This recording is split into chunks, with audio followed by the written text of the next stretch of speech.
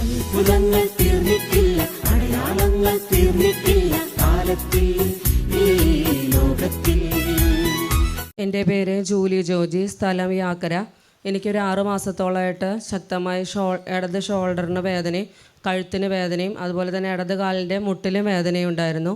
കഴിഞ്ഞ 2 ആഴ്ച മുമ്പ് ഞാൻ ഇവിടെ ധ്യാനത്തിന് വന്നതിന് ശേഷം അച്ഛൻ തലയിൽ കൈവച്ച് പ്രാർത്ഥിച്ച് വളരെ ശക്തി പ്രാപിച്ചു. അതിന് ശേഷം എനിക്ക് ഇതുവരെയും ആ വേദനകളെല്ലാം വിട്ടുമാറി. ഷോൾഡർ വേദനയോ കഴുത്ത് വേദനയോ ഇടത് കാലിൻ്റെ മുട്ടിൻ്റെ വേദനയോ ഉണ്ടായിട്ടില്ല. യേശുവേ നന്ദി, യേശുവേ സ്തുതി. അതുപോലെ തന്നെ എൻ്റെ ജീവിത പങ്കാളിക്ക് വലത് കാലിൻ്റെ മുട്ടിന് വേദനയുണ്ടായിരുന്നു. അപ്പോൾ ഒരു 2 മാസം മുമ്പ് ഈ ബുധനാഴ്ചയിൽ ഈവനിങ് ശുശ്രൂഷയിൽ വന്ന് പങ്കെടുത്തപ്പോൾ അച്ഛൻ തലയിൽ കൈവച്ച് പ്രാർത്ഥിച്ചതിന് ശേഷം മിഖായേൽ മാലാഖയോടുള്ള പ്രാർത്ഥന ജപം കൂടുതൽ ആവർത്തിച്ച് ചെല്ലാനായിട്ട് പറഞ്ഞിരുന്നു.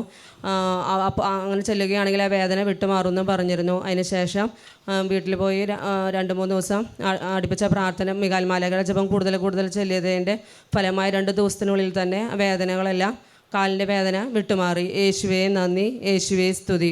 6 മാസമായിട്ട് ശക്തമായ ഷോൾഡർ പെയിൻ ശുശ്രൂഷയിൽ പങ്കെടുത്ത് പ്രാർത്ഥിച്ചപ്പോൾ കർത്താവ് സുഖപ്പെടുത്തി. അതിൽ ഭർത്താവിനും ശാരീരിക അസ്വസ്ഥ വേദന ഉണ്ടായിരുന്നു.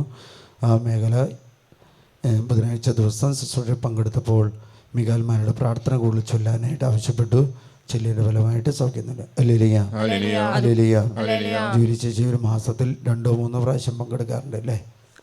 മിക്കവാറും എല്ലാ ആഴ്ചയിലൊരു ദിവസം അതിൻ്റെ അനുഗ്രഹം കിട്ടാറുണ്ട്.